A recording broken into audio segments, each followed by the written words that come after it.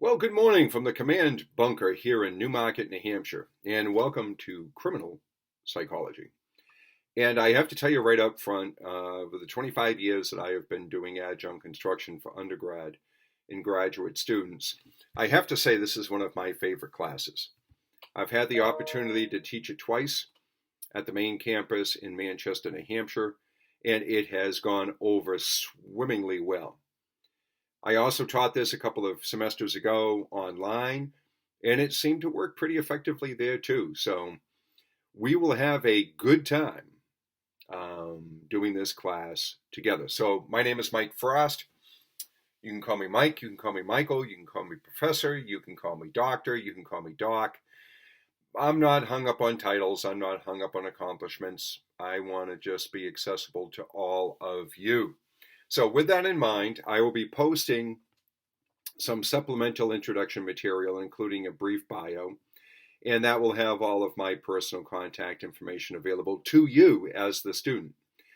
Now, one of the things I do is I focus on education, not schooling.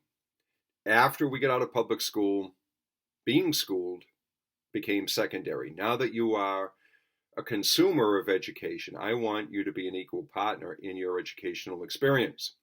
So that means I look at you as a peer, as an equal. I look at you as my employer. So one of the things I want you to do is I want you to make notice of all of the methods of contacting me that I provide to you. Whatever works for you. We can Zoom, we can FaceTime, we can text, we can email, we can talk on the phone. Whatever it is that's going to work for you works for me. So I just want to make sure that you understand that. There is no question that is too small. There is no stressor that is too great or too minimal. If it's bothering you, let's talk about it. So a little bit about my background in criminal psychology is 40 years in law enforcement, careers in policing and in corrections. I can tell you that I have dealt an awful lot with the criminal element and the psychology of criminal behavior. I have been a practitioner of that, like I said, for 40 years now. And I know I look so young. It's amazing.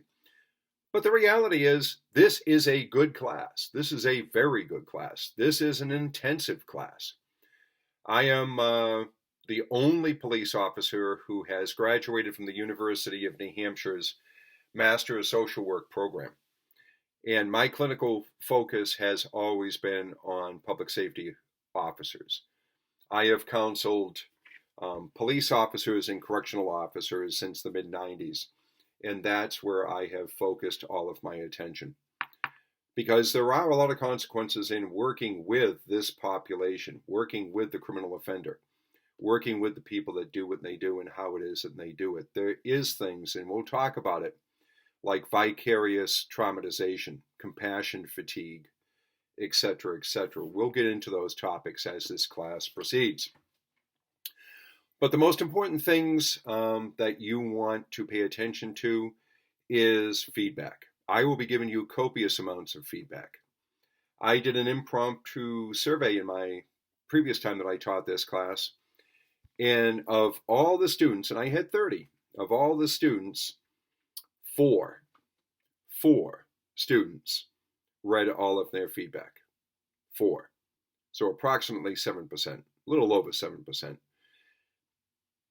One of the things that I learned in my having sat through 77 formal classes with all of my education, one of the things I learned is that if I keep doing the same thing over and over again, expecting different results, that is the perpetual definition of insanity.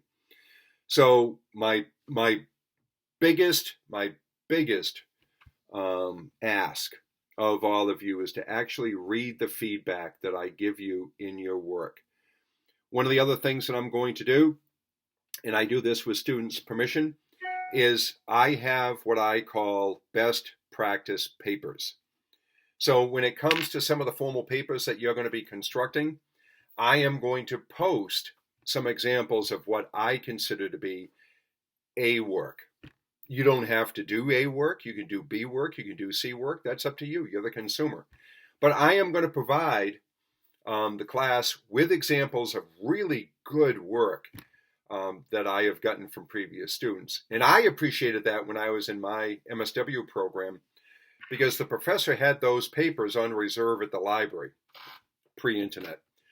And we could go and we could find out how he wanted the paper structured, what themes he wanted in the paper, and how he wanted it presented.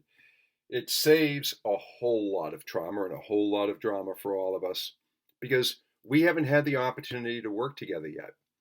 So that way you have some expectation, you have some understanding of what it is that I am looking for in your papers. So I will make those available to you. And I'm just grateful to all of my students that have given me permission to do that. So I hope that you benefit from that. I'm a visual learner. It helps me, and I hope that it helps you. So with that, let the journey begin. We'll start the work later this month. Today is October 7th, so I am getting this posted along with the bio and the written introduction. So I hope all of you have a spectacular October. And I will see you in the last week when the work begins, and I am looking forward to meet and understand each and every one of you.